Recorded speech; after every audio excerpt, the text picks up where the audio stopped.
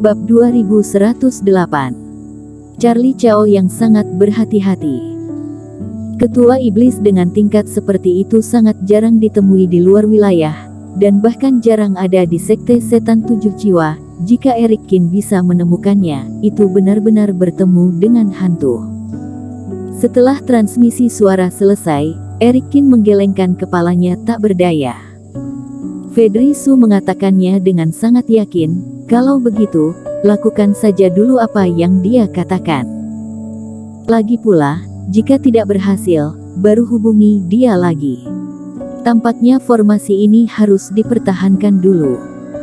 Eric Kin melirik Febrina Tang yang sedang berperang dengan Tuan Iblis di Laut Kesadaran, lalu melihat lagi ke cahaya formasi di sekitarnya.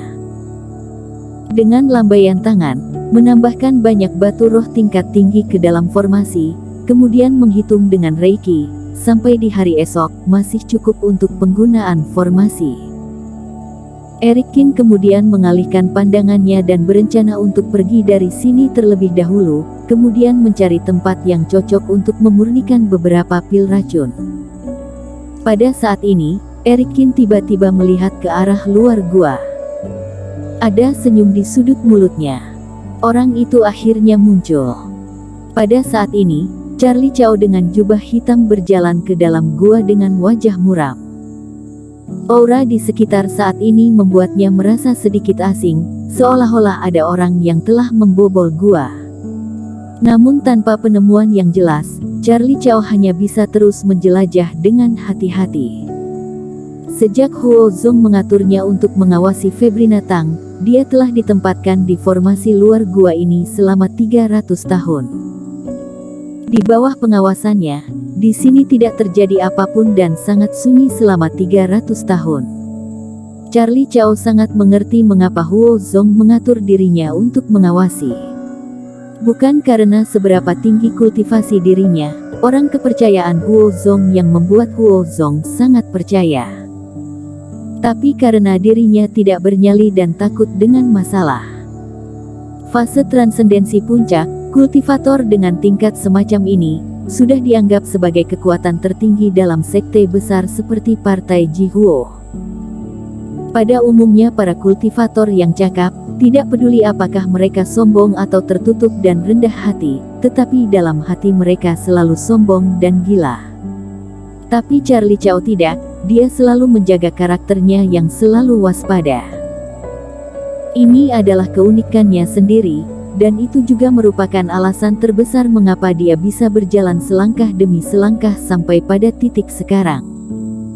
Dan karena karakteristiknya sendiri, makanya bisa dipilih oleh Huo Zong untuk menjabat posisi yang begitu penting. Setelah kejadian tadi malam, sepertinya identitas penyusup itu telah terungkap. Jika itu kultivator lain, takutnya sudah melupakan hal ini dan fokus pada urusan sendiri.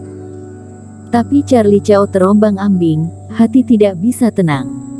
Tadi malam, ada pergerakan formasi di sini. 1 jam kemudian, seorang penyusup muncul di puncak ketiga.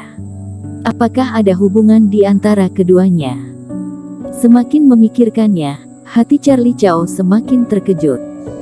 Jika terjadi sesuatu pada Febrina Tang dan bahkan bisa menerobos keluar, maka air di Partai Jihuo akan kacau. Jadi sepanjang hari ini, Charlie Cao terus dalam keadaan tegang, selalu mengamati formasi, dan bahkan menempatkan metode khusus di pintu masuk gua. Tapi 1 hari berlalu dan tidak ada yang terjadi.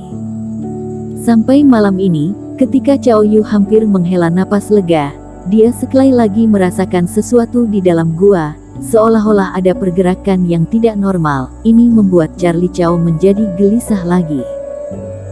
Jadi kali ini, dia tidak menggunakan formasi untuk memperingatkannya dan langsung pergi ke gua. Malam ini, harus mengetahui dengan jelas apakah ada situasi yang terjadi pada Febrina Tang. Menggunakan metode penyembunyian, Charlie Cao seperti roh hantu saat ini, berjalan perlahan menuju gua. Di dalam gua yang panjang, Charlie Cao berjalan dengan sangat lambat, tetapi juga sangat berhati-hati. Hampir di setiap langkah, dia harus yakin akan keselamatannya sebelum bergerak maju. Dengan demikian, begitu terjadi masalah, dia bisa melarikan diri dengan cepat tanpa terjebak. Namun, tidak peduli seberapa hati-hati Charlie Chow berjalan, dia tidak menyadari bahwa sebelum dia masuk ke dalam gua, seekor cacing seukuran wijen diinjak-injak sampai mati olehnya. Seorang kultivator mengawasi dengan kerohanian, dapat melihat segala sesuatu, dengan percaya diri dapat membedakan bahaya dan keselamatan, tetapi tidak mempedulikan roh spiritual kecil. Ini adalah kesalahpahaman begitu banyak kultivator. Dan setelah hampir setengah perjalanan, detak jantung Charlie Chow semakin cepat, dan dahinya berkeringat. Dia akhirnya melihat sosok itu. Benar-benar seperti dugaanku, di gua ini ternyata ada orang. Charlie Chow saat ini menjadi lebih berhati-hati, dan perlahan mendekat. Dan sosok ini tidak menyadari keberadaannya. Itu seorang wanita muda, sepertinya itu gadis yang bernama Jessie Tang dari keluarga Tang. Dia sebelumnya menggunakan teori formasi untuk melarikan diri dari tanah terlarang. Mungkinkah kemarin dia menyentuh formasi? Charlie Chow memikirkannya. Tapi masih merasa ada yang salah. Jika kemarin itu memang benar Jessie Tang, bagaimana dia menghilang setelah terjadi masalah pada formasi? Pemahamannya tentang formasi telah mencapai tingkat ini. Tidak peduli apapun itu, tangkap gadis ini dulu, baru tanyakan informasi spesifik. Hati Charlie Chow bertekad, gumpalan hitam keluar dari telapak tangannya. Singa melawan kelinci dengan sekuat tenaga, meskipun Jessie Tang terlihat lemah, tetapi kepribadiannya yang berhati-hati mencegahnya untuk bertindak sembarangan. Tapi saat Charlie Chow mendekati Jessie Tang dengan tenang seperti seorang pemburu. Apa yang kamu lakukan? Apakah ingin menangkap orang? Sebuah suara, seperti guntur, meledak di telinganya. Siapa itu? Begitu suara pria terdengar, Charlie Chow terkejut seketika, sekujur tubuh merinding.